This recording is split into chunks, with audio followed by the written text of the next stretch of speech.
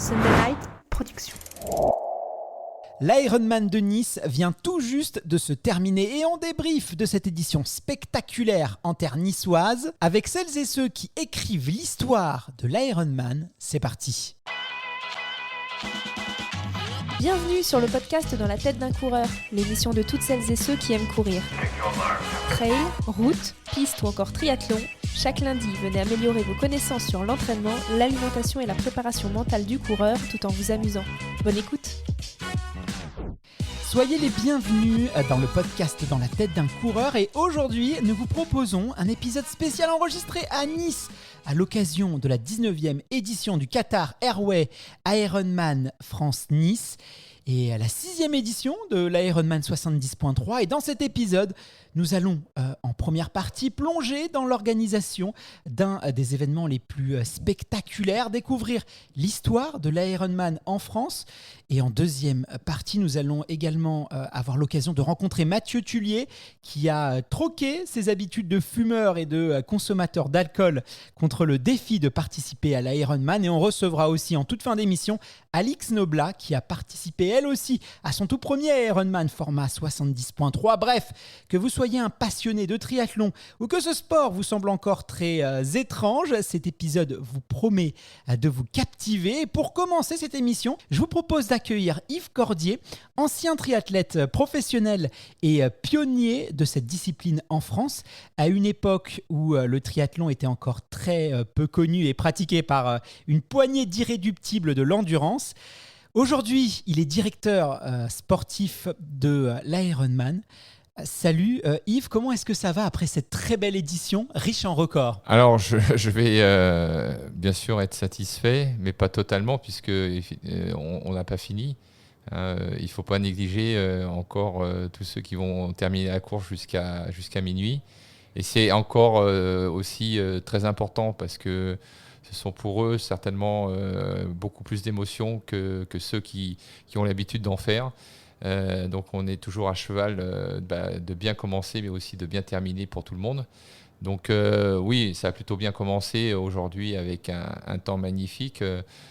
On va dire des températures un peu moins élevées que d'habitude, mais bon, là sur la ligne d'arrivée, je crois on avait tous chaud. Ouais, quand même. un peu chaud. Il y avait un peu de vent, on va dire, Ouais. comparément aux années précédentes. Donc le vent, on sait que c'est quand même très sympa quand il fait chaud, ça permet de mieux thermoréguler.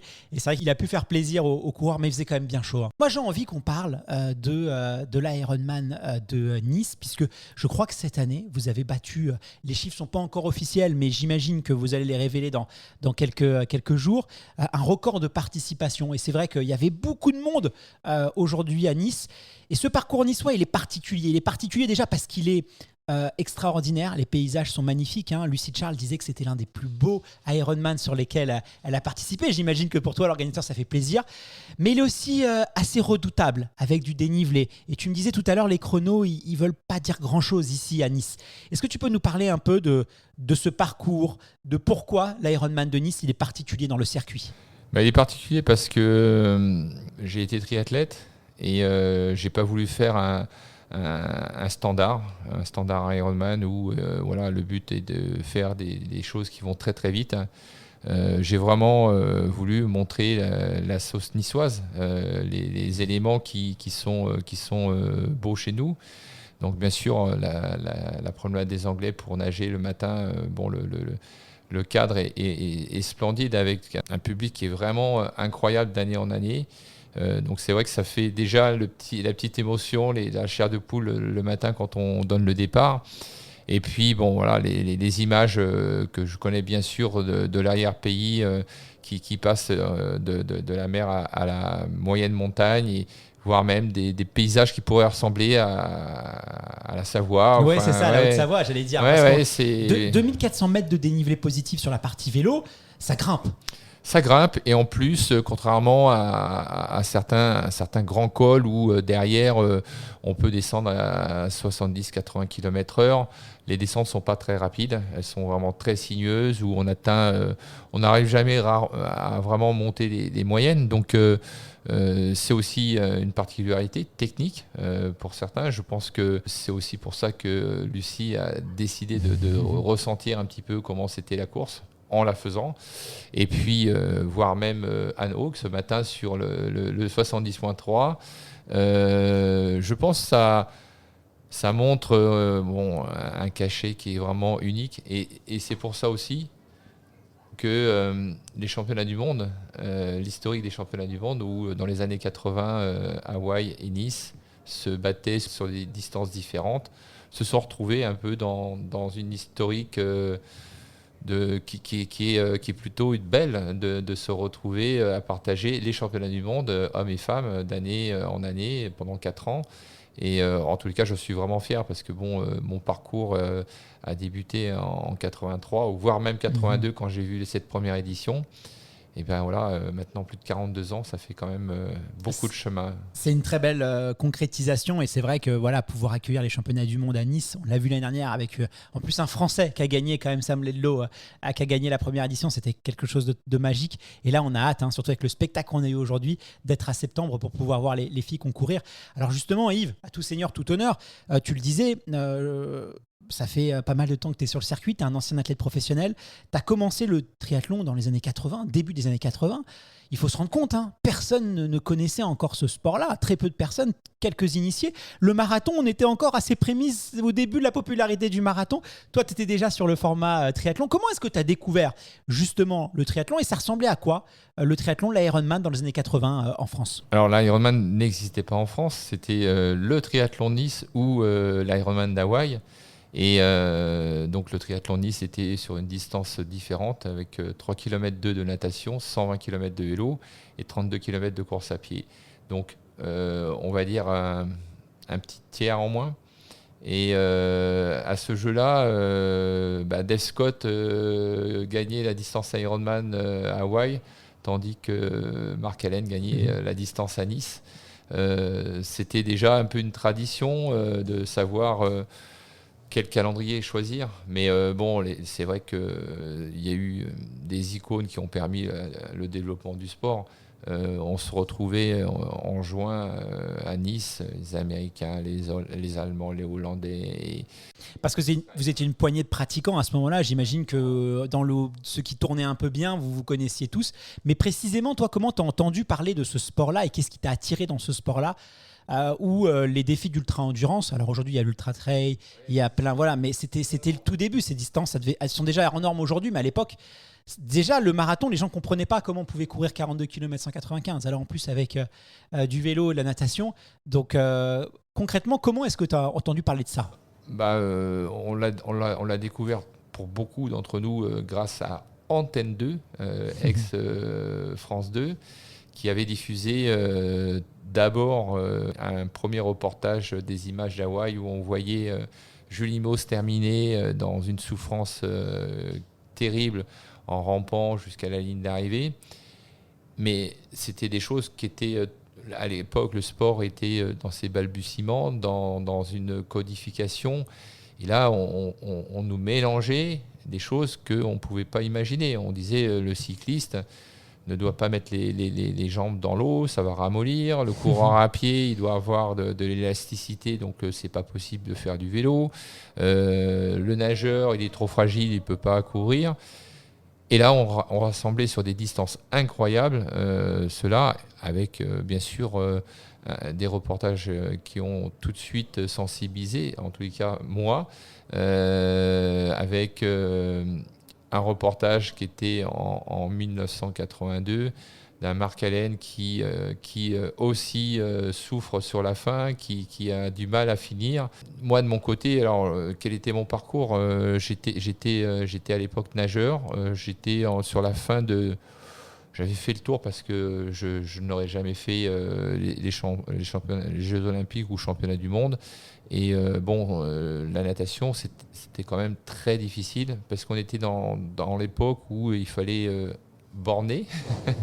Donc j'en faisais partie. Je faisais plus de 3000 km par an en natation.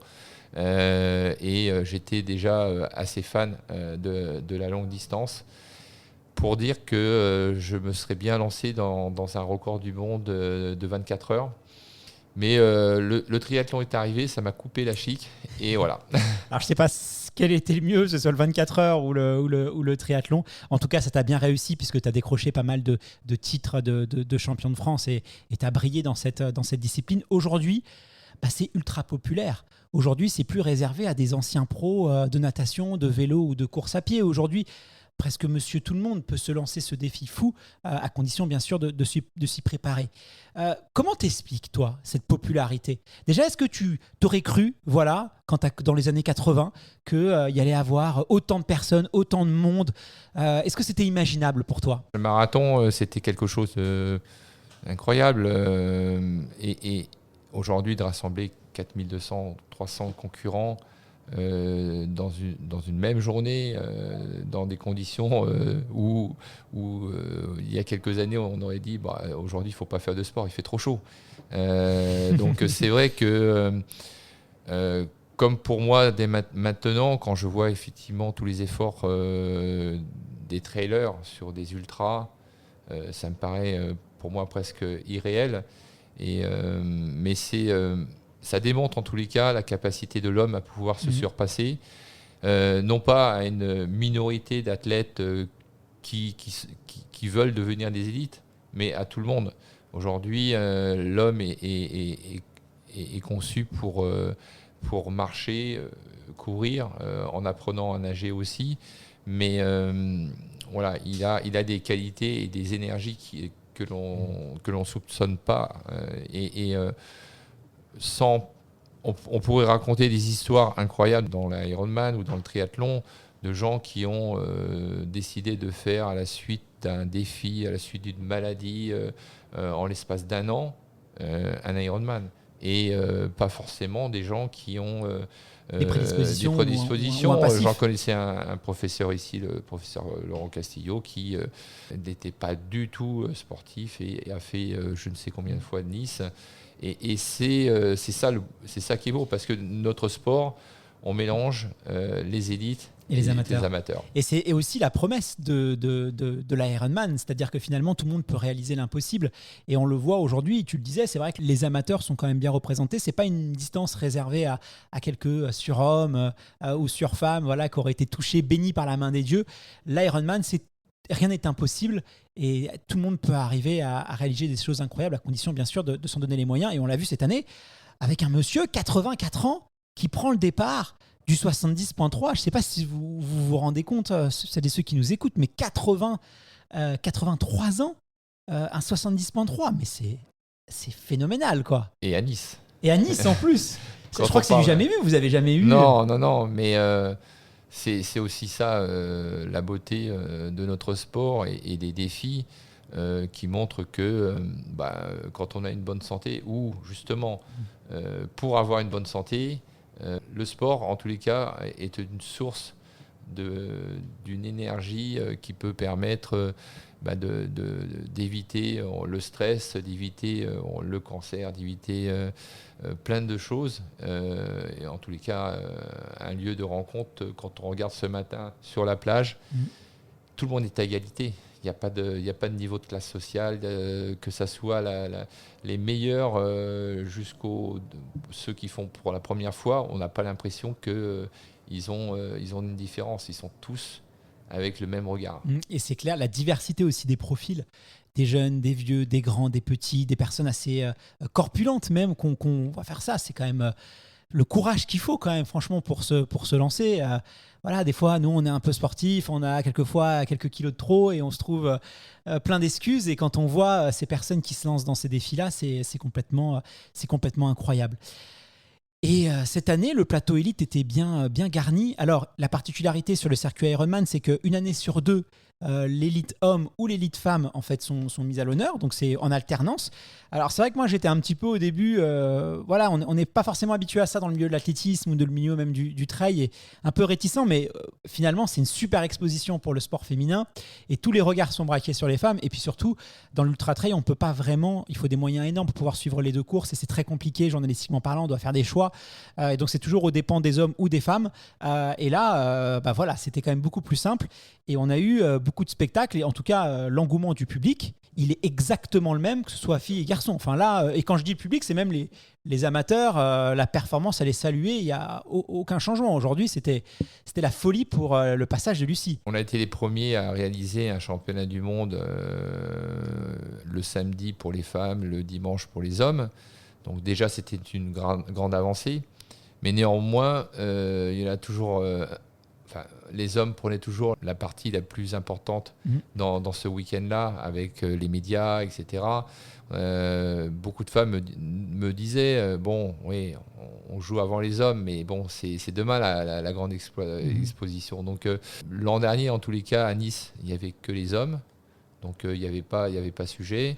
Et quand je suis allé un mois plus tard à Kona, il n'y avait que des femmes.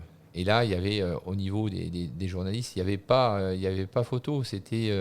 On parlait en plus. Je pense qu'on est gâté chez les femmes parce qu'il y a des nouvelles générations, il y a des icônes qui ont marqué, on va dire, leur histoire avec Daniel Arif.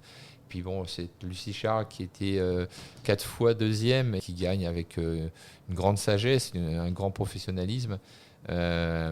Oui, c'était en tous les cas pour moi, c'était émouvant. Alors justement, on va parler un peu des élites féminines. Alors Lucie Charles, c'est Lucie Charles Barclay, athlète britannique, évidemment très connue dans le monde du triathlon. Mais comment tu peux nous la présenter? Parce que aujourd'hui, voilà, encore ce qu'elle a montré, elle surdomine. Alors pour donner une petite comparaison, mais c'est un peu dans le trail la Courtney Dauwalter. Voilà, il y a dans le trail, on peut avoir, c'est voilà un peu la Courtney Dauwalter de la Ironman. Qu'est-ce que tu peux nous dire sur cette athlète extraordinaire et qui est en train en fait de calmer un peu tout le monde, la concurrence aujourd'hui, elle surpasse vraiment le lot, quoi. Je pense pas qu'elle pense comme ça, mais en tous les cas, elle se donne les moyens de.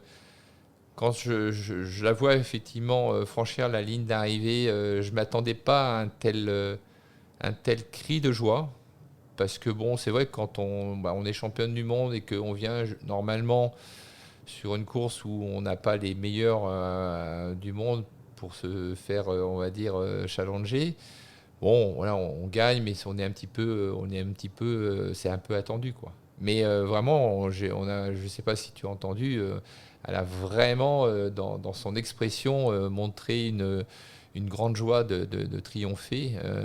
Je pense que c'est quelqu'un qui a certainement beaucoup de respect quand on passe effectivement 4 championnats du monde à terminer deuxième. On peut très bien se dire à un moment donné, est-ce que finalement je vais gagner un jour? Et c'est vrai que l'an dernier, c'était le moment rêvé, mais bon, il fallait le faire, quoi. Et je pense, quand elle a dit cet hiver qu'elle ferait probablement pas Nice, enfin, elle a annoncé qu'elle faisait pas Nice, pour ces raisons de toutes les forces qu'elle a mis pour gagner l'an dernier. Je pense qu'elle a non seulement mis beaucoup de force, beaucoup d'énergie, et en plus même, on va dire, un muscle a cédé. En tous les cas, son mollet a été, on va dire, en grande souffrance pendant 4 mois après Hawaï. Je pense qu'elle avait quand même donné beaucoup. Et c'était, à mon avis, normal. Moi, j'ai expliqué, les gens étaient un peu déçus. Ouais, les championnes du monde, machin. Alors, j'aurais pu dire aussi, ouais, je suis déçu, mais j'avais le respect, parce que je sais que je l'ai vue à Hawaï, j'ai vu la souffrance qu'elle a eue, et on peut l'imaginer. On peut l'imaginer. Par contre, comme je le disais aussi à la conférence de presse, j'étais presque plus heureux parce qu'elle nous a pris un peu en surprise de nous annoncer qu'il y a 3 semaines, elle ferait Nice. Donc voilà, c'est une belle surprise. C'est une belle surprise, et c'est ça que j'aime un peu. Aujourd'hui, on parle de Pogačar, qui est quelqu'un qui joue avec. J'ai l'impression que c'est la génération que. Moi, j'aimerais que tous les athlètes soient comme ça, trail challenger, le jeu, pas montrer toujours le côté professionnel. Là, je lui ai apporté tout à l'heure un petit gamin qui voulait faire une photo. Elle n'a pas. Très accessible, très humaine, accessible. Donc, mais souvent, comme les grands champions, c'est un peu ce qui fait aussi les grands champions. la chance d'en côtoyer beaucoup. Ils ont quand même cette particularité, c'est que c'est des gens très humains et très, très tournés vers le public, vers les sportifs, amateurs, les adversaires aussi. Il y a beaucoup de respect. Et c'est ce qui fait la fibre en fait, des grands champions. Et voilà, un grand champion, ils ont toujours ce trait de caractéristique. Alors, Lucie, dès le départ sur la natation, elle a pris les devants. Elle avait presque 500 mètres d'avance sur sa poursuivante. Elle avait des turbines. C'était impressionnant de la voir nager. J'étais sur le bateau, je l'ai vu nager. Impressionnant. Je pense que même certains élites masculins auraient eu du mal à rivaliser avec elle. C'est une très très grande nageuse, Lucie. Alors c'est une très grande nageuse. Il faut se rendre compte que quand elle concourt sur des championnats où la veille c'est les filles et le lendemain c'est les hommes, elle fait le 4e ou 5e temps tout confondu. Donc oui, c'est du très haut niveau. C'est vous dire le niveau. Et je crois qu'il n'y a pas si longtemps, pas l'an dernier ou l'hiver dernier, elle avait fait un 1500 en 16-30 qui dénote, on va dire, des qualités assez exceptionnelles aujourd'hui, même chez les filles. C'est sa spécialité. Je pense qu'elle adore nager. Elle a conservé ce point fort parce que aussi, voilà, c'est important. Surtout dans une mer un peu agitée comme on a eu oui, aujourd'hui. Mais voilà. En plus, j'ai connu aussi des nageurs qui pouvaient nager vite en piscine, en bassin. Mais voilà, elle a la nage qui prend l'eau, la nage qui peut permettre le dégagement des épaules.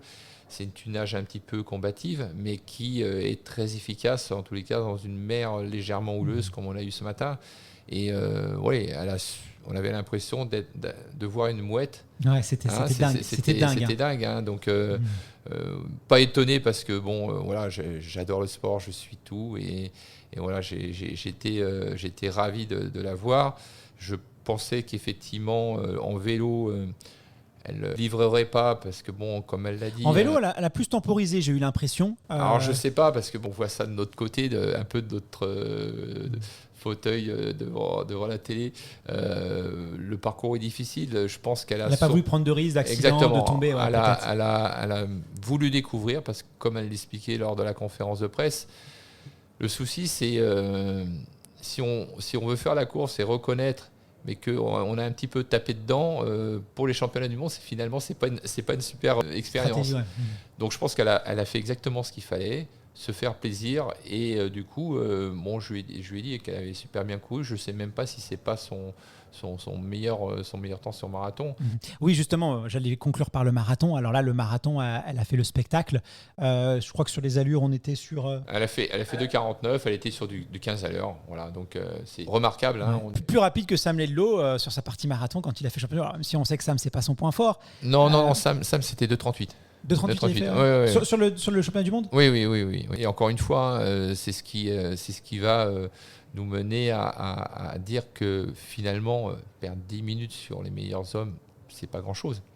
Voilà, donc le sport d'endurance, on a quelques exemples aussi dans les ultra-trails de femmes qui sont très costauds. Hein. Je pense que c'est ça qui est intéressant, et on va parler bientôt de Jeux Olympiques, ou dans certaines catégories de sport, on pourrait avoir, il y a, je crois, c'est au tir à l'arc, ou je pense que c'est le tir à l'arc, on peut être médaillé, ou c'était avant, on pouvait être médaillé, il n'y avait qu'une seule médaille. Ouais. Et donc ça, je trouve que c'était très chouette. Alors, du côté de nos Françaises, on a annoncé Justine Mathieu, Justine Guérard. Et puis finalement, c'est Nikita du club de Monaco qui s'est imposée pour son premier Ironman. On ne l'attendait pas forcément première française sur cette course, mais est-ce qu'on peut dire pour autant que c'est une surprise ? Alors dernièrement, justement, elle a fait quand même une belle course. Je crois que c'était sur un challenge il y a à peu près 3 semaines, 1 mois. D'ailleurs, elle avait déjà battu Justine Guérard. Enfin, pas battu parce que Justine avait abandonné. Je pense que c'est un peu ce qui se passe chez les garçons. On a une génération de jeunes filles qui sont, on va dire, assidues, talentueuses, qui se donnent les moyens. Et c'est pas étonnant de voir cette jeunesse s'approprier de belles performances. Donc oui, bravo pour Nikita. Justine qui termine un peu plus dans la souffrance, Justine Guérard pour son premier. Donc, qui finit, s'écroule à l'arrivée, elle a vraiment tout donné. Elle est partie sur un fauteuil. elle a vraiment tout donné. Oui, voilà. Après, faut pas affoler le public, hein. Des fois, c'est simplement parce que voilà, il y a plus d'énergie, il y a plus de voilà, on n'a pas assez bu, il y a plus de. C'est pas forcément très grave, bien sûr. Non. Voilà, j'imagine bien qu'elle va retrouver son énergie et son humour dès la soirée. Et puis bon, voilà, certainement la déception, c'est Justine Mathieu qui est finalement. Qui avait fait une bonne natation, elle sort bien de l'eau. Le vélo, elle a quand même pas mal donné jusqu'au 120e kilomètre. Après, c'est un peu bûché malheureusement. En fait, c'est celle qui représente le palmarès de la nouvelle génération le plus beau, puisqu'elle a fait, je crois, 4 podiums sur Ironman. Donc elle venait, certes, chercher sa qualification pour Nice. Je pense qu'elle est. J'allais dire Hawaï, tu vois. Non, je pense qu'elle est déçue parce que bon, elle avait choisi ici pour effectivement faire comme Lucie Charles. Bon, ça marche pas tout le temps et j'espère qu'elle rebondira parce que voilà, le but c'est d'avoir une équipe de France, une équipe de France. Il n'y a pas d'équipe, mais on va dire des Françaises comme on a chez les garçons, parce que j'ai entendu l'an dernier, à Nice, les Français ils ont brillé parce qu'ils étaient à la maison. Mais c'est les mêmes qui ont brillé l'année d'avant à Hawaï. Hein. Donc Léon Chevalier, Clément Mignon, Sam Ledlow, et Denis Chevreau. Enfin voilà, donc on a une génération qui est très forte. Et je l'espère d'ici un mois aussi à Paris. Et du coup, chez les filles, pour les championnats du monde de Nice en septembre prochain, est-ce que selon toi, je peux dire que Lucie a course gagnée, mais concrètement, est-ce que tu vois quelqu'un la battre aujourd'hui ? Il faudra se méfier parce que on a toujours cette surprenante Anne Haug qui ne vieillit pas et qui sera, je pense, très habile sur ce parcours. Laura Philippe, et puis je pense bien d'autres. Hein. Enfin, le podium là derrière Lucie Charles, je ne connaissais pas ces jeunes filles et elles ont réalisé une belle performance. Donc je pense que les générations se rapprochent. On peut aussi imaginer donc, pour la France une belle place aussi de Marjolaine Pierret qui a fait aussi une grosse performance l'an dernier dès son premier Ironman. Tu connais très bien le parcours aussi. Bien sûr, elle est ici, elle s'entraîne parfaitement pour cet objectif. Et puis, depuis 2 ans, le retour de Jeanne Collonges, qui est la vétérante, qui a fait aussi seconde à Lanzarote il y a quelques semaines. Bon, c'est intéressant, en tous les cas, on pourrait en parler longtemps. On pourra en parler longtemps, on se reverra peut-être même en septembre pour en reparler. Je vais pas te retenir plus longtemps parce que la course bat encore son plein. Voilà, tu nous as accordé une petite demi-heure pour pouvoir enregistrer ce débriefing. Merci beaucoup Yves, c'était un plaisir de te recevoir. Bonne fin de compétition.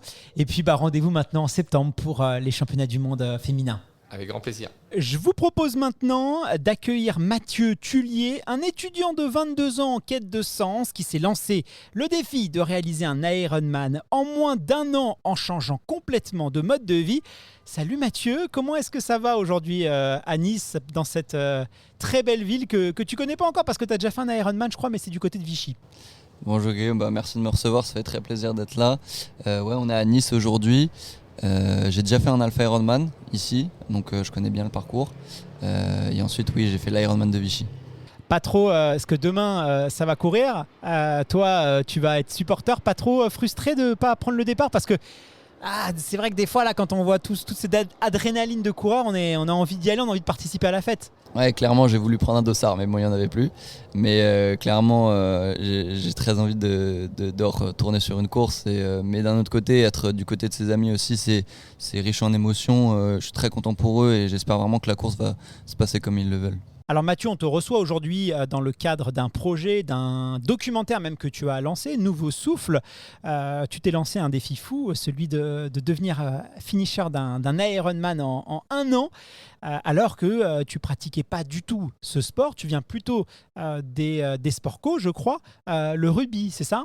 C'est ça. Alors à 7 ans, j'ai commencé le rugby. J'en ai fait pendant 10 ans, jusqu'à que je me fracture la clavicule. Et donc petit à petit, je me suis tourné vers le triathlon parce que ça sollicitait moins mon épaule.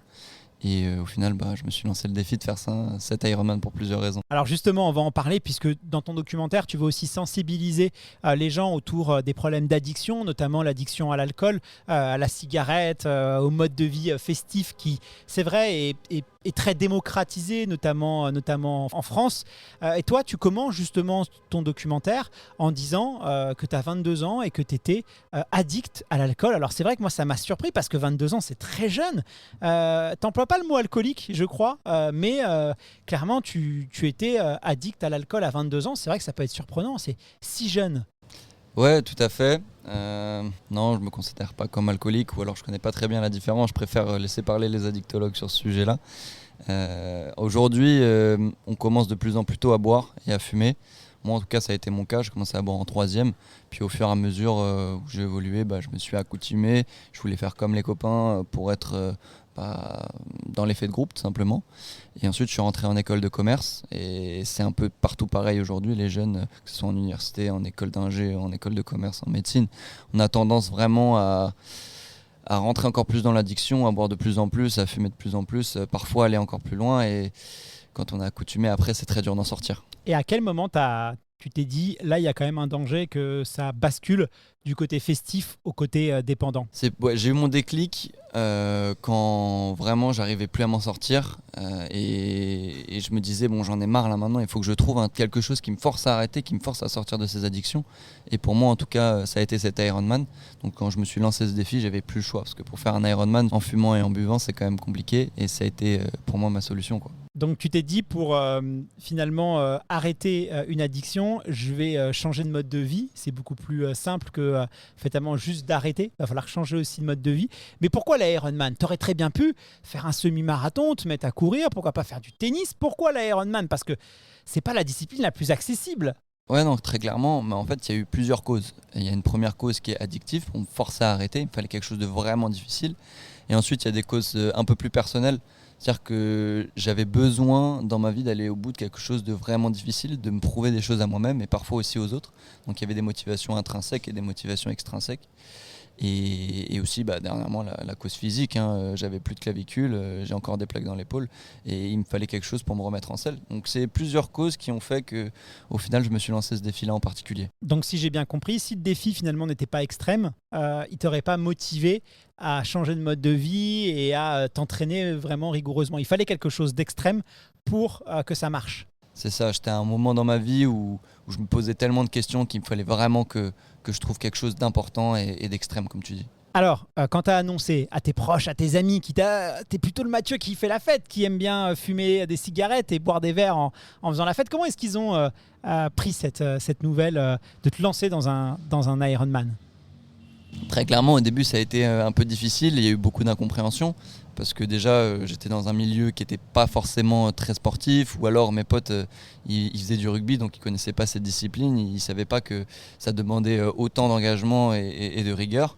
Donc il y a eu de l'incompréhension et parfois aussi un peu d'éloignement parce que je sortais plus beaucoup, on se voyait plus, eux ils étaient un peu plus dans le côté festif. Donc forcément ça nous a éloignés et au début ça a été dur pour eux de comprendre, mais au fur et à mesure tout va bien maintenant, quoi. Alors c'est vrai que tu soulignes quelque chose d'intéressant puisque chez un jeune, la consommation d'alcool, elle est très normalisée. Finalement, dans la société, c'est normal qu'un jeune fume, c'est normal qu'un étudiant à l'école de commerce s'alcoolise le week-end pendant les fêtes. Mais un jeune, finalement, qui va faire du sport, qui va se lever à 6h du matin pour aller courir, pour aller faire du vélo, pour aller nager, c'est presque lui qui est anormal. C'est presque lui qui est un peu jugé, quoi. Tout à fait, ouais, je sais pas quoi répondre à ça, tellement c'est la vérité. Aujourd'hui, si tu bois pas et tu fumes pas, t'es considéré comme quelqu'un de pas cool. Et par contre, si tu fais des Ironman, t'es considéré comme quelqu'un de malade. Ouais. Donc, c'est presque limite, mais t'es jeune, tu vois, on essaye presque de te dissuader, ce soit ça ou même le marathon, souvent. Des fois, ça inquiète même plus les proches. C'est vrai que c'est bizarre. Comment tu l'expliques, toi, ça? c'est-à-dire quel aspect? Le côté que ça peut faire peur aux proches et aux amis. En vérité, je le comprends, parce que l'Ironman, ça reste quand même une discipline assez extrême. C'est parfois plus de 10 heures d'effort, même 15 heures. Donc je comprends que ça effraie et que des gens se disent c'est hors norme. Et c'est vrai que c'est hors norme. Donc d'un côté, je les comprends. Mais parfois, on a besoin de ça pour avancer dans la vie et il faut pas faut pas marginaliser les gens. Justement, alors toi, ton initiation au triathlon et à la très longue distance, tu vas faire quelques erreurs, on va dire. Et la première, c'est que tu as voulu gérer un petit peu ça tout seul. Et puis surtout, ça va devenir presque obsessionnel, un peu comme si tu te libérais d'une addiction pour t'en attacher une autre, celle du sport. Ouais, tout à fait. Alors au début, j'étais quelqu'un de borné, j'étais un jeune simplement. Je pensais que je pouvais arriver à tout faire tout seul, donc que ça soit mes études, réaliser un Ironman, monter un documentaire. Donc je me levais tous les jours à 6h du matin pour aller m'entraîner, pour ensuite aller en cours. Et forcément, c'est pas la recette magique qui marche. Je récupérais pas, donc je mangeais mal, parce que pour moi, manger bien, c'était manger moins. Je m'entraînais n'importe comment. À chaque fois que je sortais faire une sortie, c'était pour me donner à fond et faire les distances. Donc c'est vrai que c'était pas la bonne méthode. Donc clairement, mentalement, j'étais au fond du trou. Ça a des répercussions sur le mental, quoi. Donc la notion de plaisir, elle n'était pas présente. C'était vraiment le côté obsessionnel. Tu vas perdre beaucoup de poids. Tu vas t'isoler aussi un peu de tes proches. J'imagine que ça a dû être compliqué à gérer. Qu'est-ce qui a fait que tu t'es dit, là, je fais n'importe quoi et il faut, si je veux aller au bout de mon défi, que je sois un petit peu plus intelligent dans ma façon de faire? J'ai eu la chance et la clairvoyance d'esprit quand même de m'inscrire dans un club de triathlon, la CBB, donc à Boulogne, là où j'habite. Et c'est là où j'ai rencontré mon coach Ironman. Bon, ça, les gens le verront dans le documentaire, mais il m'a beaucoup aidé. Adrien, exactement. Il m'a beaucoup aidé et il m'a permis de prendre conscience de toutes ces notions de nutrition, récupération, d'entraînement qui sont importantes pour avoir un bon mental et progresser tout simplement. Et une fois que je les ai mis en pratique, j'ai tout de suite vu les effets, et que ce soit mentaux et sur la performance. l'erreur que tu as faite, toi, c'est de tout vouloir caler. C'est-à-dire que tu travaillais à côté, tu étais aussi étudiant, tu avais ton projet de documentaire, tes entraînements. Tu as voulu tout rentrer dans une journée et là, malheureusement, le corps, il a ses limites quand même. C'est ça, tout à fait. Clairement, j'étais. Je sais même pas. Aujourd'hui, j'ai même pas les mots pour le décrire. Je me rends même pas compte. Je sais pas comment j'ai pu faire ça. Et si c'était à refaire, je le referais pas. Mais d'un autre côté, je me dis que ça m'a permis aujourd'hui de créer ce magnifique documentaire et de rencontrer des personnes incroyables. Donc je me dis, je sais pas quoi en penser. Donc finalement, Adrien va t'aider, il va j'imagine, te proposer un plan d'entraînement, il va peut-être aussi un petit peu freiner tes envies frénétiques d'entraînement, limiter un peu les sessions, la vitesse, structurer plus ton organisation, et tu vas t'inscrire, tu vas prendre le départ de cet Ironman de Vichy. Comment tu t'es senti sur la ligne de départ? Bizarrement, j'étais pas forcément bien. C'est-à-dire que certes, j'avais cette très bonne préparation de la part d'Adrien, tout était carré, tout était parfait, mais mentalement, j'étais à zéro.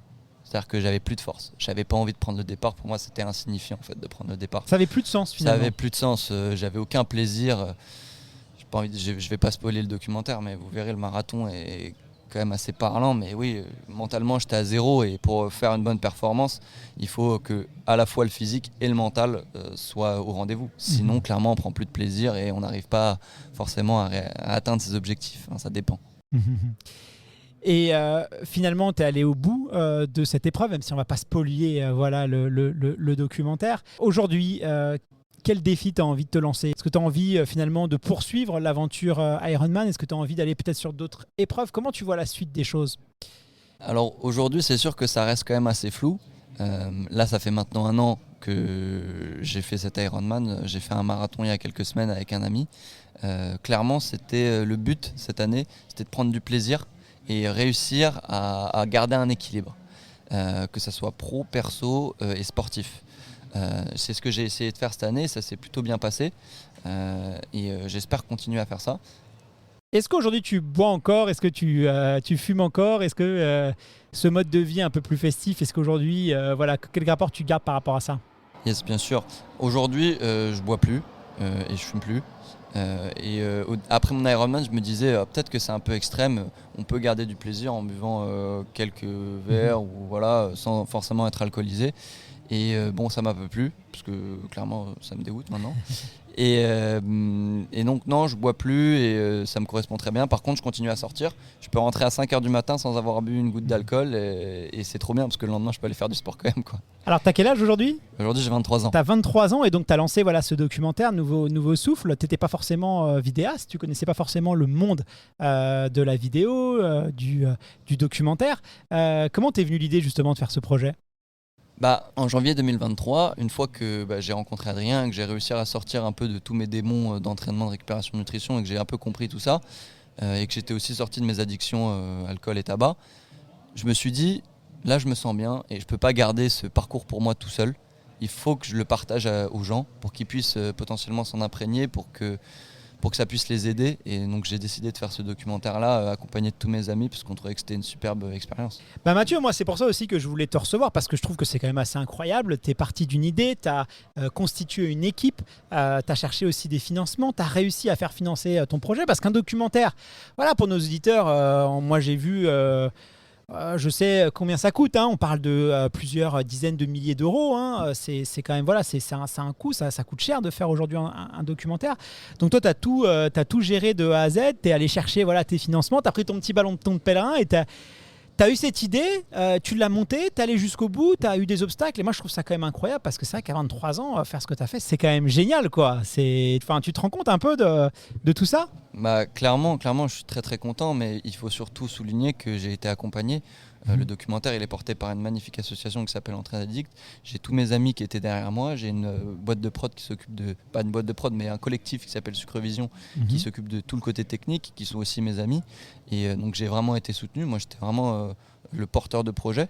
Mais tout ça aurait pas été possible sans mon équipe et je la remercie vraiment. Non, mais c'est ce que je trouve assez fabuleux aujourd'hui dans cette nouvelle génération de sportifs, de jeunes, parce que c'est vrai qu'il y a la critique facile, tu vois, des anciens qui trouvent souvent les jeunes un peu plus besogneux, un peu plus feignants, un peu plus qui ont du mal, ont un rapport au travail un peu compliqué. Je pense qu'elle c'est pas tout à fait exact, en tout cas de moi ce que je constate, c'est que vous avez accès à une multitude d'informations. Aujourd'hui il y a Internet, en fait voilà, vous formez un petit peu tout seul et c'est vrai qu'on voit des choses complètement dingues, quoi. Donc moi je salue vraiment ce que tu as réussi à faire parce que voilà, tu as tout fait. Pas tout seul, mais en tout cas, tu as mené ce projet jusqu'au bout et tu as surmonté pas mal de difficultés jusqu'au financement et c'est quand même assez compliqué. Écoute, félicitations Mathieu, ça a été un plaisir de te recevoir ici à Nice à l'occasion de l'Ironman. Je te souhaite plein de bonnes choses et puis qui sait, peut-être qu'on te retrouvera dans une autre épreuve sportive extrême. Tout à fait, merci Guillaume de m'avoir invité en tout cas. Je te dis à très bientôt, salut Mathieu. Je vous propose maintenant d'accueillir Alix Noblat. Elle est tout juste finisheuse de son premier Ironman 70.3 et même peut-être sûrement de son tout premier triathlon. Salut Alix, comment est-ce que ça va après ta petite escapade dans les rues niçoises ? Pas trop fatiguée ? Eh bien écoute, je me sens terriblement bien. J'ai pris un plaisir fou sur cette course et non, je suis remplie d'ondes positives. C'est incroyable. Bonne expérience alors, si j'en crois les premiers mots. Eh bien écoute, bonne expérience et j'ai vraiment hâte de faire un retour avec moi-même pour un peu réaliser ce qui s'est passé finalement. Alors Alix, c'est vrai que je connais un peu ton parcours pour t'avoir déjà interviewé. Je sais que tu viens plutôt du monde du fitness. Ensuite, tu t'es essayé un peu au crossfit, après à la course à pied, au trail. Mais le triathlon, c'est tout nouveau. Qu'est-ce qui t'a donné envie d'aller dans cette discipline, dans cette épreuve combinée ? Eh bien écoute, en 2023, j'ai enchaîné 2 ultras, je dirais septembre et octobre, à 3 semaines d'intervalle. Et puis derrière, j'ai eu un petit down en course à pied. Et puis, c'est passé l'hiver, j'ai plutôt fait du ski de rando. Et puis, j'arrivais pas à me remotiver. Et puis, les dossards arrivent. Je m'étais engagée sur un très gros ultra, celui de la Restonica Trail, le 110.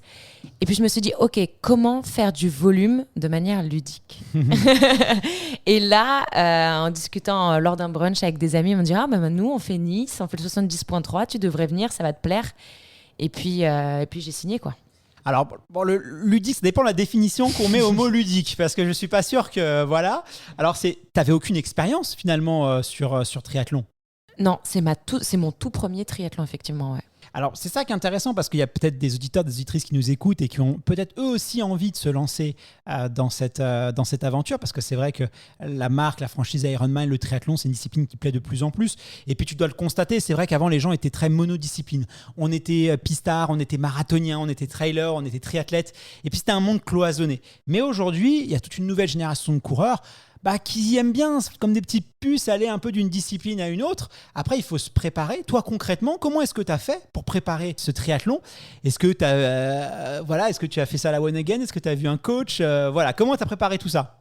Alors déjà, mes entraînements de trail sont un peu à la one again. Et je t'avoue que pour le triathlon, c'était beaucoup au feeling, beaucoup à la sensation. Je me sentais bien quand j'allais nager. Ok, là, je mettais un peu de nage. Sur les dernières séances, quand j'étais dans le sud, je suis allée essayer l'eau libre aussi. C'est un monde tout à fait différent de la nage en bassin. Et puis voilà, mes sponsors aussi, je pense que ce qui m'a énormément aidé aussi, c'est que mes sponsors, pour citer Iron, ils m'ont vraiment motivée, ils m'ont vraiment encouragée dans ce projet-là. Donc c'est vrai que je suis montée sur un vélo de route et là d'un coup, gros coup de cœur pour le vélo de route. Et là je me dis ok, T'avais jamais fait de vélo avant? Enfin, un petit peu comme ça, mais pas. Un petit peu de gravel comme ça, mais non, jamais de vélo de route. Et puis les routes autour de chez moi, que ce soit aux Deux Alpes ou dans le sud, du côté d'Aubagne, sont formidables, sont magnifiques. Puis en fait, je sortais et puis je me suis aperçue que le vélo donnait un petit peu la caisse, le rythme pour la course à pied. Donc j'ai su m'améliorer aussi sur ma course à pied. Donc là, l'un appelant l'autre, en fait, voilà, comme ça. Et puis j'ai juste jonglé avec les entraînements, avec le feeling, tout simplement. Donc t'as pas forcément suivi de plan d'entraînement, t'as plutôt essayé de pratiquer, donc nager, faire du vélo et courir, et c'est comme ça que t'as fait ta caisse, quoi. C'est exactement ça. Moi, je me donne toujours... Alors, j'ai pas de jour de repos dans la semaine, mais je varie la pratique, je varie les sports et je passe toujours au minimum 1 heure dehors, en fait. Je passe du temps sur le terrain, finalement. Peu importe le sport, je bouge, tout simplement. Alors là, l'objectif, c'était pas forcément de faire un chrono, c'était plus d'être finisheuse, en fait, si je comprends bien. C'est exactement ça. Et puis, surtout d'apprendre la gestion de course, mettre en place ma stratégie nutrition, parce que c'était très important, ça aussi pour moi, de savoir, OK, est-ce que vraiment je sais de quoi je parle, et ça a bien réussi.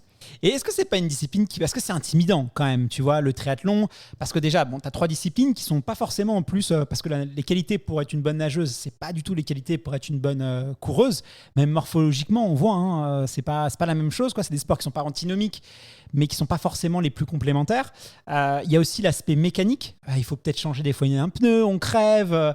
Il y a tout un côté mécanique, tu vois, avec le vélo, l'entretien, comment je choisis le vélo, est-ce qu'il est adapté à ma taille, les équipements, voilà, la dimension aussi sécuritaire, tout ça, ça peut être intimidant.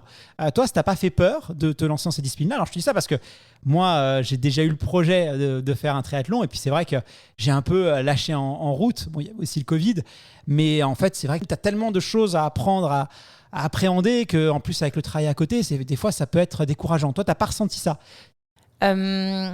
Écoute, je l'ai ressenti jusqu'au dernier moment, je stressais pas. Et puis hier, on m'a demandé si mon vélo c'était un tubeless, pas un tubeless, etc. Mais finalement, effectivement, oui, ça peut être un peu stressant. Il faut savoir que initialement, moi, je voulais pas faire un sport où je dépendais du matos, en fait. Le triathlon, oui, ça dépend du matos, mais en fait, c'est aussi le bonhomme qui a sur le vélo qui fait la perf. Je veux dire, j'ai doublé des personnes avec des vélos ultra chers, ultra aéros, etc. Je me suis fait gratter en côte par d'autres personnes qui avaient un vélo qui payait pas de mine. Ça veut absolument rien dire, donc il faut vraiment pas être intimidé. Le vélo ne fait pas tout. Enfin, la logistique matérielle ne fait pas tout. J'imagine. Alors, sur ces 3 disciplines, laquelle tu redoutais le plus entre le vélo, la natation ou la course à pied? Tu l'as dit, la natation, en plus, on est en eau libre et c'est différent dans bassin. Finalement, celle que j'appréhendais le plus, c'était la course à pied. Parce que c'est curieux, ça. C'est ça. Tout le monde me dit ouais, tu fais du trail, la course à pied, ça va bien se passer. Je suis pas une coureuse très rapide. Je suis pas une coureuse de plat. J'aime quand ça up and down, quand il y a du nivelé, il faut pousser avec les bâtons. Et là, je me suis dit ok, la transition après 90 bornes de vélo et 1003, ça va être compliqué. Ça s'est bien passé. Et finalement, celle où je pensais un petit peu me faire plus plaisir, c'était la natation, parce qu'il y avait un facteur que je n'avais pas pris en compte, c'est les autres. Finalement, c'est je suis rentrée dans l'eau. Au bout de 100 mètres, je me suis pris un coup de pied. Mes lunettes ont volé alors qu'elles étaient sous un deuxième bonnet. J'ai fait les techniques que je voyais un petit peu autour de moi. Et puis là j'ai un peu paniqué. Je me dis ok, je remets les lunettes, je les rince, j'ai bu la tasse, j'ai fait 3 brasses et hop, c'est reparti. Et à la sortie, pareil, 100 mètres avant de ressortir, je me suis repris un coup de talon dans la tête. Mais finalement, voilà, c'est un petit peu mon baptême de la natation. Et puis je saurais comment me défendre pour la prochaine Tu fois. nageais bien quand même? Tu avais déjà quelques acquis dans ce sport-là ou tu pars de zéro à... Non, alors, il y a quelque chose qui me sauve, c'est que j'ai pas peur déjà, Mhm. parce que j'ai vu autour de moi énormément de gens stressés, oppressés par le fait de se dire ok, je suis dans l'eau, je peux boire la tasse, il y a du mouvement, même si on voit que c'est flat, il y a beaucoup de mouvement dans l'eau. J'ai pas peur et oui, j'avais quand même, je sais nager sans grande technique, mais je sais nager. Ouais. D'accord, bon, bah c'est quand même déjà un petit acquis parce que c'est aussi l'un des premiers freins. Alors tu nous dis, j'ai pas peur. Et ça, c'est vrai que c'est intéressant parce que tu t'es lancé dans ce célèbre jeu d'aventure, ensuite sur le trail. À chaque fois, c'est vrai que tu avais finalement très peu d'expérience, mais moi j'ai l'impression, quand je vois ce que tu fais, que tu fonces un peu tête baissée, quoi. Tu vois, tu te dis, bah vas-y, j'y vais, moi, pas de problème. Comment t'expliques ça, justement, cette fougue que tu as de te lancer dans des choses, même si sur le papier, t'as pas d'expérience, quoi. Ben, en fait, je pense que c'est ceux qui m'entourent, qui m'inspirent déjà en premier lieu. Et puis, en fait, je pars du principe que en fait, tout le monde est capable. Peu importe. Et il y a quelque chose aussi qui est très important, c'est que je mets mon ego de côté. En fait, je pense aussi c'est pour ça que les gens ne veulent pas se donner de gros défis parce que peut-être qu'ils se surestiment ou qu'ils se sous-estiment. Mais on met l'ego de côté et juste en fait prends le départ, teste, vois et puis il y a personne qui te jugera. C'est pas parce que tu fais 1001 au lieu de 992. Tout le monde s'en fout en fait. Tout le monde va être hyper inspiré par la médaille que tu vas brandir à l'arrivée et je pense que c'est très important à ce niveau-là de mettre son ego de côté. Mais tu vois, j'avais un peu perdu cette fougue cet hiver. Et puis, en fait, je me suis fait accompagner. Pourquoi tu l'avais perdu? Comment tu... Je pense que ça a été dû à ce qui s'est passé médiatiquement avec la patrouille des glaciers, à cette pression qu'on a eue, les réseaux sociaux, tout ça. J'avais du mal à faire le tri, le bon, le mauvais. Et puis, je me suis fait accompagner en prépa mentale. Et là, ça a été un game changer incroyable. Toute cette fougue médiatique, les réseaux sociaux, voilà, l'harcèlement que vous avez subi. Alors chacun après est libre d'avoir sa propre opinion sur ce qui s'est passé ou pas, mais la réalité c'est qu'on n'harcèle pas les gens et on n'est pas programmé pour subitement recevoir des centaines et des centaines de messages d'insultes, des gens en plus qui étaient frustrés parce qu'ils ne peuvent pas participer à une compétition et vous avez fait un peu catalyseur de toute cette frustration, donc ça a été quand même très très violent et j'ose à peine imaginer ce que ça doit être et je pense que personne en fait, en tout cas psychologiquement normalement constitué entre guillemets peut résister à ça. Donc effectivement ça a dû jouer sur ton moral. Qu'est-ce qui a fait justement que tu as réussi assez vite à sortir la tête de l'eau? Qu'est-ce que ta coach t'a dit? Est-ce qu'il y a eu un déclic qui a fait que tu as pu mettre ça un peu de côté? Alors déjà il y a les dossards que j'avais pris en avance qui s'approchaient dangereusement, mais en fait elle a su vraiment me donner les clés pour réactiver en fait ces envies en arrêtant déjà de me comparer à mon entourage qui est quand même mes proches sont quand même des athlètes de haut niveau. J'avais besoin de redevenir créative, j'avais besoin de tout ça, je le savais au fond de moi mais c'était bien enfoui en disant ok reste à ta place et je me faisais de plus en plus petite mais en fait non parce que ce que j'aime, quand elle m'a posé la question qu'est-ce que tu aimes faire avec tes réseaux, qu'est-ce que tu aimes faire sur les courses, mais en fait moi je veux juste motiver les gens à bouger. En fait, je m'en fous du chrono, je m'en fous. Alors, je suis un peu compétitrice quand même, tu vois, quand je rattrape quelqu'un, je suis super contente, etc., tu vois. Mais moi, ce que je veux, c'est que les gens bougent. Et tu vois, encore là, sur le parcours, dans une discipline où personne me connaît, mais j'ai combien de fois entendu mon prénom et il y a même une nana au ravito, une triathlète, qui me dit... donc je l'encourage d'y aller, parce que moi j'ai toujours un petit mot pour les nanas quand on passe à côté, bon, les hommes aussi, et elle me dit un truc à la con, mais elle me dit c'est grâce à toi, elle me dit c'est grâce à toi que je suis là, entre deux verres d'eau, un ravito sur le 21 bornes, et tout le long en fait, sur les 7 dernières bornes, j'ai dit oui, c'était fou quoi, et j'ai pas pu enlever le sourire que j'avais sur mon visage tout le long de la course, parce que voilà, c'est les encouragements, c'est ce que j'apporte à ma petite échelle sur les réseaux sociaux. Et ça, c'est les meilleurs retours. Oui, c'est vrai qu'il faut se rattacher à l'impact positif qu'on peut avoir.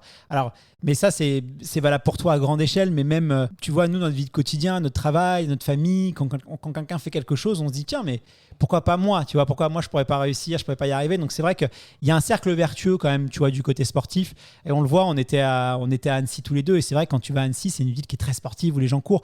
Mais c'est normal quand tu grandis dans un environnement où dès que tu sors, tu vois des gens courir, faire du vélo, ça joue au ballon dans les parcs. Enfin, c'est vrai qu'il y a t'es baigné en fait dans l'univers sportif, donc forcément, quand tu évolues dans ces eaux-là, tu crées quelque chose de positif. C'est ce que je dis à tout le monde, quoi. Partagez votre passion sur les réseaux sociaux, peu importe ce que vous ayez. Mais voilà, soyez un ambassadeur du sport et de se bouger. Il y en a qui le font à grande échelle, à moindre échelle. Je sais que tu étais avec Marine Leleu qui a suivi ta course. Elle aussi, je veux dire, s'il y a bien quelqu'un qui a œuvré pour démocratiser le triathlon à une époque où il y avait quand même très très peu de femmes qui couraient le triathlon. Aujourd'hui, il y en a un peu plus, quoique je crois qu'il y a quand même moins de 10% sur la Ironman. Mais elle aussi, elle a subi aussi pas mal d'harcèlement suite à ça, parce qu'il y a le côté démocratisation. Mais on se rend compte aujourd'hui, quand on voit les coureurs, les profils, je ne sais pas si tu as jeté un petit regard, mais on se rend compte qu'il y a des morphologies, des âges différents. Et sur ta ligne de départ, on en parlait tout à l'heure, il y a un monsieur de 84 ans qui a pris une petite rencontre, quoi. 84 ans, il va faire un 70.3, quoi. C'est complètement dingue. À 84 ans, des personnes de plus ou moins corpulentes, plus ou moins jeunes, des personnes avec des handicaps. Il y avait une personne avec un bras en moins, mais je me dis, mais comment en vélo a fait, quoi? T'imagines l'énergie qu'il faut avoir. C'est incroyable de voir tout ça, quoi. C'est ça, et c'est pour ça que c'est important aussi quand on a un petit moment de down sur les courses, juste lève la tête. S'il n'y a pas de paysage, c'est pas grave. Regarde autour de toi, regarde les gens autour de toi. Tout le monde est dans le même état. Et effectivement, il y a toutes les morphologies et c'est fabuleux. Le sport, c'est incroyable. Alors, on va revenir un petit peu à ta course. Un peu surprise par la densité sur la partie natation, c'est un petit peu bousculé. Comment c'est passé après le vélo et la partie course à pied? Le vélo, j'ai adoré. J'ai adoré. Je pensais pas un jour prendre du plaisir sur la route en vélo. Et non, et tout le long, c'était incroyable. Je suis venue faire la reco il y a quelques semaines, mais c'était tout brumeux. Puis là, je lève la tête, je vois les paysages, je suis dans la nature. En fait, il n'y a pas d'autre endroit où j'aurais voulu être, en fait, finalement. Parce que je prenais un plaisir fou. Et la course à pied, du coup ? La course à pied, c'était un peu la lutte. Alors, j'étais vraiment surprise de voir que mes jambes étaient encore là, après les 90 bornes de vélo. J'ai pris un petit rythme et je me suis dit, OK, je me suis challengée. Je dis, OK, tu passes pas au-dessus de tel rythme, etc. Et j'ai su me gérer, j'ai su continuer à manger, continuer à m'hydrater. J'ai fait attention aussi à ne pas trop me mouiller les chaussures. Ça, je l'ai vu aussi régulièrement, les gens qui se mettaient sous le tuyau d'arrosage et ça faisait flop pendant encore 17 bornes, ça a dû être long pour eux aussi. Mais voilà, non, je suis restée vraiment lucide et en gestion. Et puis tout le long des allées à l'X. Donc j'ai couru 21 bornes avec le Big Smile aussi, donc ça a été une très belle course, vraiment. Est-ce que ça t'a donné envie du coup d'en refaire un, d'aller peut-être sur un autre 70.3, pourquoi pas d'autres aussi Ironman voilà, est-ce que tu as envie de poursuivre ça ou c'était juste une petite parenthèse et tu vas revenir au trail? Je vais absolument garder le trail, mais je pense que pour une bonne préparation d'ultra... tu vas garder le vélo? Je vais garder, ouais. Mais là, c'est le coup de cœur, là, le vélo. Ouais, le vélo, et puis je vais garder le triathlon finalement, parce que j'adore nager, j'adore passer du temps sur mon bike. Courir à plat aussi, ça peut être bien pour apprendre pour faire de la vitesse, truc que je fais pas. Donc, non, j'ai envie de revenir évidemment pour un 70.3. Je réfléchis déjà à un Ironman, mais il va y avoir par contre là intervention, je pense, d'un coach, d'une méthode d'entraînement, parce que je pense que seule je pourrais pas le faire. Vraiment. Là, c'est un autre niveau. Hein. On a moins le droit à l'erreur. C'est un autre univers, vraiment. Donc, non, là, je pense que pour un Ironman, si j'ai envie de prendre plaisir, je peux pas faire j'y vais au talent. Non. Va falloir que je structure mon entraînement vraiment. Et puis c'est un challenge maintenant. J'ai passé la ligne. Je sais que ça m'a titillé l'esprit. Donc, Bon, écoute, en tout cas, j'espère pouvoir voir ça, parce que c'est vrai que l'Ironman, c'est quelque chose quand même. On a tendance un peu à le banaliser, cette discipline. Et ça, c'est le problème aussi avec les réseaux sociaux. Tu le disais tout à l'heure, on est un peu... dans un environnement où on a l'impression que maintenant, faire un marathon moins de 3 heures, on entend plein de fois, c'est pas grand-chose, en Ironman, c'est pas grand-chose, alors qu'il faut se rendre compte quand même, quoi. C'est 3 km 800 de natation, ensuite t'enchaînes avec 180 de vélo, là il y a 2400 mètres de D+, à Nice. Hein. En plus, ensuite, il y a un marathon à sous 27-28 degrés. Enfin, c'est même le corps humain, de quoi il est capable. Tu te rends compte de ce qu'il est capable d'enchaîner. C'est quand même incroyable. Et il y a les élites, mais il y a aussi les amateurs qui arrivent à faire ça. À côté, ils ont un travail. Enfin, c'est dingue, quoi. Les ressources qu'on est capable d'exploiter, le corps humain, c'est fou, quoi. C'est ça, et puis il ne faut pas obliger aussi que, je pense que ces discours-là, ça doit venir des personnes qui, dans une journée, vont aller nager vont faire les distances d'un Ironman, et vont dire « Oh oui, mais moi je l'ai fait ». Non, mais derrière, il ne faut pas oublier, il y a quand même une limite horaire. Voilà, ça dépend de l'intensité que tu vas y mettre, en fait, finalement. Donc, mais c'est sûr qu'on ne peut pas venir avec un programme d'entraînement décousu, ça j'en suis certaine. Ouais, là, effectivement. Alors, la dernière fois qu'on s'était vu, Alix, c'était au mois de septembre. C'était du côté de Chamonix, à l'UTMB, où tu avais fait l'assistance de Mathieu.